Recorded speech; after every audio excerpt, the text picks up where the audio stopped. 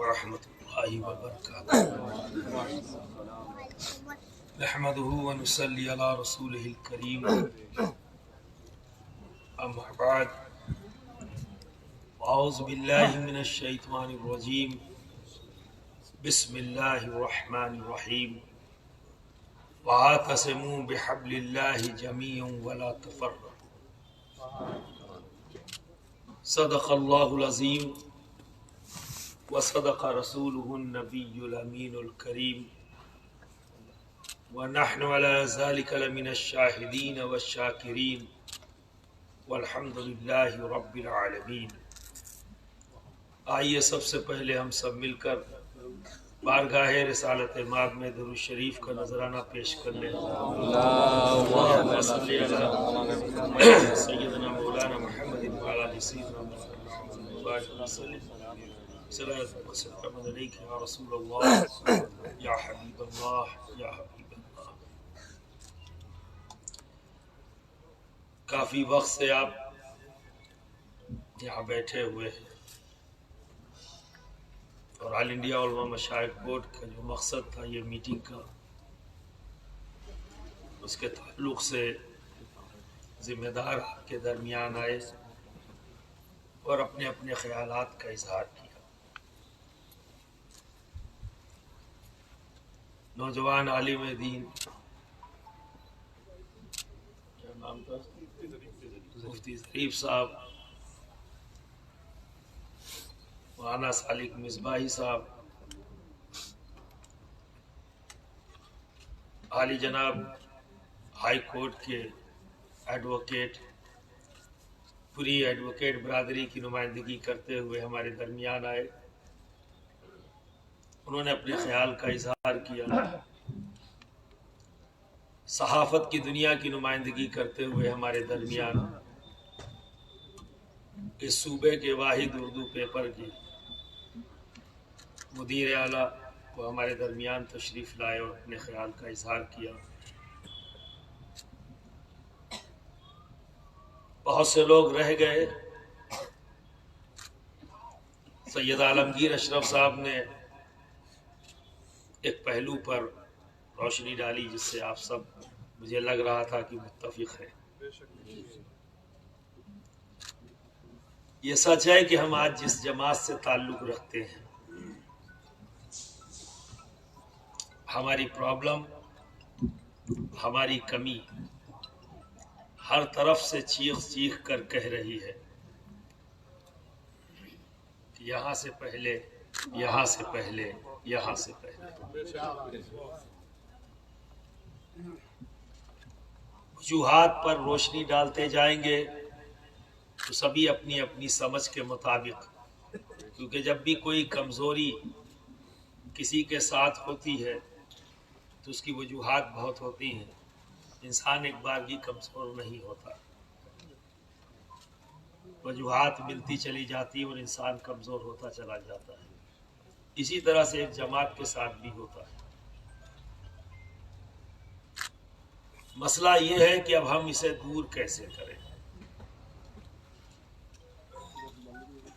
تو کمیوں کا پتہ لگ چکا ہے، اب اسے میں ریپیٹ کروں تو پھر اور وقت لینا پڑے گا۔ 2005 میں اسی طرح کی پرابلم میرے سامنے آئی تو میں بھی یہ کر سکتا تھا کہ اس کو اسٹیج کے اوپر کھڑا ہو کے اس پرابلم کو ڈسکس کرتا اور گھر چلا جاتا، اور جب جب مجھے اسٹیج پر موقع ملتا میں اس پرابلم کو ڈسکس کرتا اور گھر چلا جاتا۔ نعرے بھی لگ جاتے، واہ واہ بھی ہو جاتی۔ مسئلہ یہ نہیں ہے کہ ہم اپنی پرابلم کو ڈسکس کریں اور پرابلم ختم ہو جائے۔ اگر بات یہیں رک جائے گی، صدیاں گزر جائیں گی، ہم پیچھے سے پیچھے ہی جاتے چلیں گے۔ ضرورت اس بات کی ہے کہ پرابلم تو ہے، اس میں کوئی شک شبہ نہیں ہے، اس کو دور کیسے کیا جائے۔ اصل چیلنج تو ہمارے سامنے یہ آ گیا۔ جو غلطیاں ہوئی ہیں وہ تو ہوئی ہیں، اس کا نتیجہ آج ہمارے سامنے ہے۔ اسے روکنا ہے اور بہتر بنانا ہے۔ یہ بات صحیح ہے کہ جیل ہو یا کورٹ مسلمان زیادہ، لیکن جب نوکری کی بات آئے تو سب سے کم۔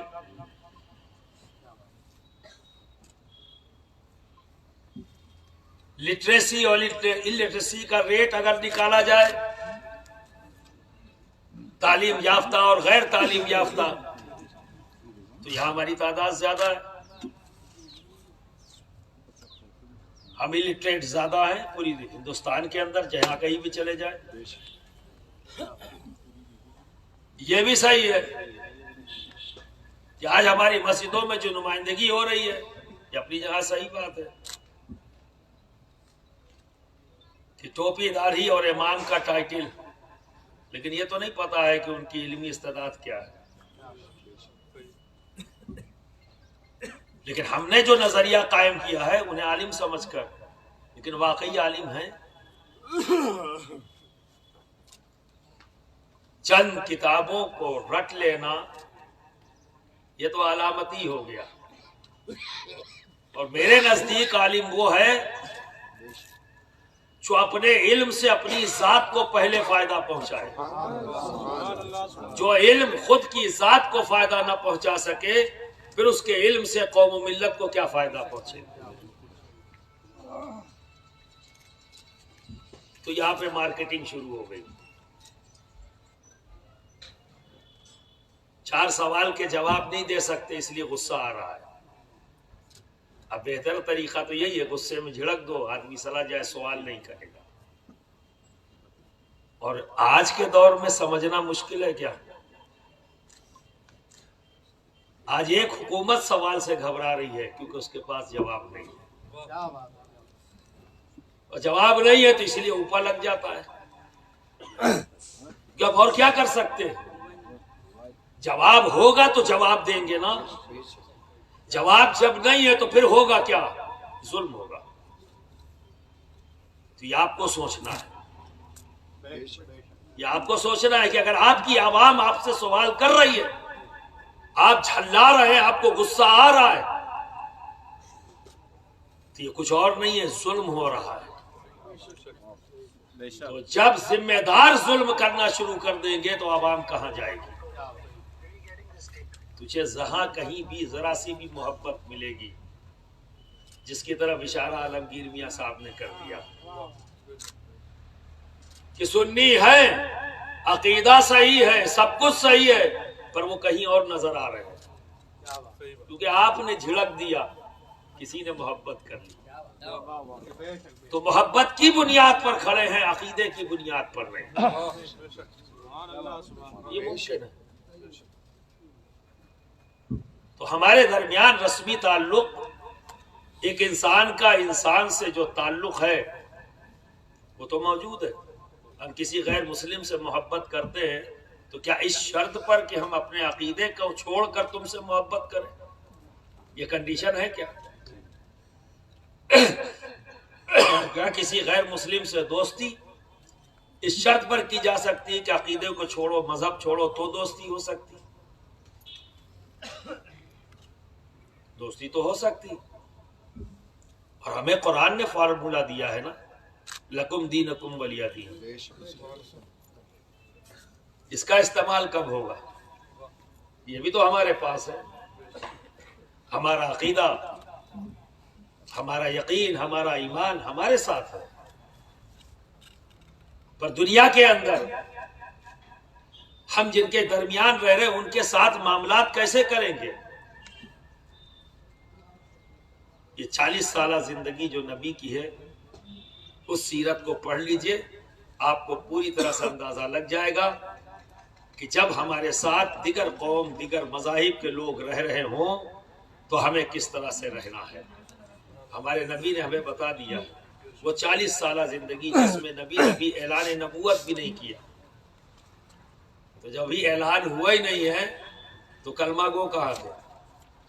تو کس کے درمیان نبی رہے 40 سال؟ کس کے ساتھ اٹھے بیٹھے؟ کس کے ساتھ معاملات داری کی؟ کس کے ساتھ تجارت کی؟ کس کو دعوت دی اور کس کی دعوت پر آئے؟ یہ کب بتایا جائے گا؟ تو ایک فارمولہ دے دیتا ہوں، بہت زیادہ لمبی چوڑی بات کرنی نہیں ہے. جب آپ کی ملاقات ایک مسلمان سے ہو، میں علماء کے لیے کہہ رہا ہوں، اور ان دانشور طبقے، چونکہ یہاں پر علماء اور دانشور طبقہ زیادہ ہے، تو یہ باؤنڈنگ مضبوط ہونی چاہیے. آل انڈیا علماء مشائخ بورڈ کا مقصد ہے علماء، مشائخ اور دانشور، یہ تین طبقے ہیں جو قوم کو، ملت کو یکجا کرتے ہیں. اور ہماری قوم، ہماری ملت کے جو افراد ہیں، جو نمبرز ہیں، انہی تین کے قریب ہیں، علماء سے، مشائخ سے اور دانشور طبقے سے. اگر ان تینوں کے درمیان میں کنفیوژن ختم ہو جائے، باؤنڈنگ مضبوط ہو جائے، تو پوری قوم ایک پلیٹ فارم پر آ جائے گی. تو آل انڈیا علماء مشائخ بورڈ جب میٹنگ کرتا ہے تو پہلی اس کی کوشش یہی ہوتی ہے کہ اس کی میٹنگ میں علماء آئیں، مشائخ آئیں اور دانشور آئیں، تو یہ باؤنڈنگ مضبوط ہو. تو جب آپ کے سامنے ایک مسلمان ہو تو نبی کی 63 سالہ زندگی پیش کریے. جب سامنے مسلمان ہو تو 63 سالہ زندگی، اور جب کوئی غیر مسلم کھڑا ہو تو اس کے سامنے 40 سالہ زندگی. اس فارمولے پر عمل کر کے سرکار غریب نواز نے جو کام انجام دیا ہے وہ آپ کی نظروں کے سامنے. اسی فارمولے کو اختیار کرتے ہوئے مخدوم سمنا نے کیا تو 20 لاکھ، غریب نواز 90 لاکھ، محبوب الہی نہ جانے کتنے لاکھ. اس فارمولے پہ کام ہو کر ہمیں کرنا کیا ہے، اب اس طرف آتے ہیں. آل انڈیا علماء مشائخ بورڈ کے تعلق سے لوگ پوچھتے ہیں یہ کیا کرنا چاہتی، تو میں جواب دیتا ہوں ایک خطبہ ہندوستان میں پڑھوانا چاہتی. سبحان اللہ. کیا یہ ناممکن ہے؟ آج کے اس الیکٹرانک دور میں کیا یہ ناممکن ہے؟ انٹرنیٹ کی دنیا میں ضرورت ہے آپ کے متحد ہونے کی. جیسا عالمگیر میاں صاحب نے مشورہ دیا نا، یہ جام پہلے ہی قائم ہو چکا ہے.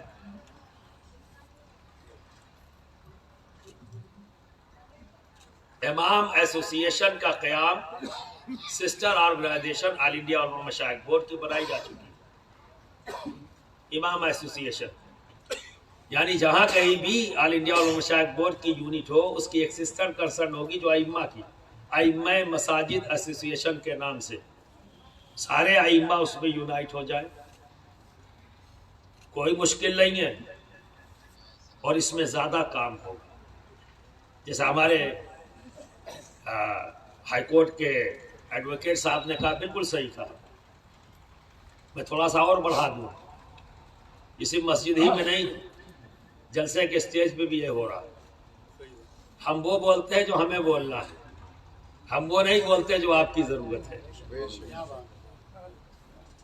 تو میں مقررین سے بھی یہ کہوں گا کہ جب کہاں کہیں بھی جائے، اسٹیج پر چڑھنے سے پہلے وہاں کے آرگنائزیشن جو آرگنائزر ہیں ان سے پوچھیں کہ یہاں کے حالات کیا ہیں، یہاں کی ضرورت کیا ہے، تاکہ اس پر وہ روشنی ڈال سکے، تاکہ وہ علماء عوام کی ضرورت کے مطابق بولیں، وہ نہ بولے جو انہیں بولنا ہے. تو اس پرابلم کو حل کیا جا سکتا ہے بڑی آسانی سے کے ساتھ. اگر سارے ائمہ مساجد ایسوسی ایشن کے پلیٹ فارم پر آ جائیں تو انہیں عنوان دیا جا سکتا ہے کہ آپ اس عنوان پر اگلے ہفتے جمعے میں آپ کی گفتگو ہو، مطالعہ آپ کا ہوگا، انداز آپ کا ہوگا، عنوان دیا جائے گا.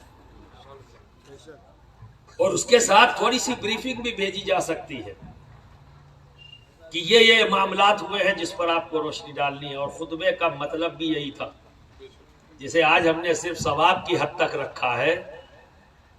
اس کی اصل کیا ہے؟ کرنٹ افیئرز پر گفتگو. جب فاروق اعظم کھڑے ہوتے تھے خطبہ دینے کے لیے تو مسلمان کہاں کہاں دشمنوں سے نبرد آزما ہیں اسی خطبے میں ہی بیان فرمایا کرتے تھے. اور یہی بات ہوئی تھی کہ خطبہ ہی دے رہے تھے جب فاروق اعظم نے کہا تھا یا ساریہ الجبل، یا ساریہ الجبل. کہاں ہم جا کے کھڑے ہو گئے؟ اسٹیریو ٹائپ اپنا مذہب ہم نے بنا دیا. ایک لائن تھی بھائی اتنا کرنا ہے، بس ختم ہو گیا. جو براڈ ویژن رکھنے والا ہمارا مذہب، اسے ایک دم سمیٹتے چلے گئے اور اتنا سمیٹ دیا ہے کہ آج سفوکیشن محسوس ہونے لگا۔ جب ہم سفوکیشن محسوس کر رہے ہیں تو عوام کتنا کر رہی ہوگی؟ اسے جواب نہیں مل پا رہا ہے۔ سوال اس کے پاس بہت ہے، جواب ہمارے پاس نہیں کہ ہم جواب دے سکے، کیونکہ ہم خود سفوکیشن محسوس کر رہے ہیں۔ تو پہلی ضرورت یہ کہ ائمہ مساجد ایسوسی ایشن قائم کیا جائے دیواس، اندور میں، اور جتنے بھی ذمہ دار یہاں آئے ہیں، اگر سن کر بات یہی ختم ہو گئی تو بات ختم ہو جائے گی۔ اس اجلاس کا مقصد یہ ہے کہ آپ یہاں جو سنیں اس پر عمل کریں۔ جب تک عمل نہیں ہوگا ہم اپنے مسائل کو حل نہیں کر پائیں گے۔ ایک ڈسٹرکٹ یونٹ قائم کریے۔ آل انڈیا علماء مشاہد بورڈ کی، جیسے ہمارے صحافی صاحب قبلہ نے کہا کہ آل انڈیا یہ نیشنل لیول کے، بے شک نیشنل لیول کی ہے، لیکن نیشنل لیول کی بنی کیسے؟ جب اس نے اپنی پریزنس ہر اسٹیٹ میں پہنچانے کی کوشش کی ہے۔ تو ہم اس کی پریزنس بلاک لیول تک لے جانا چاہتے ہیں۔ طریقہ کار یہ ہے کہ ڈسٹرکٹ میں اس کی یونٹ تیار ہو، پریزیڈنٹ کا تعلق ڈسٹرکٹ سے ہونا چاہیے، ضلع ہیڈ کوارٹر سے، جنرل سیکریٹری کا تعلق ضلع ہیڈ کوارٹر سے ہونا چاہیے، اور ہر ضلع کے اندر 4 تحصیل ہوتی ہے، 4 سے 5۔ تو جتنی تحصیل ہو ضلع کے اندر، اس تحصیل سے نائب صدر کا چناؤ ہو۔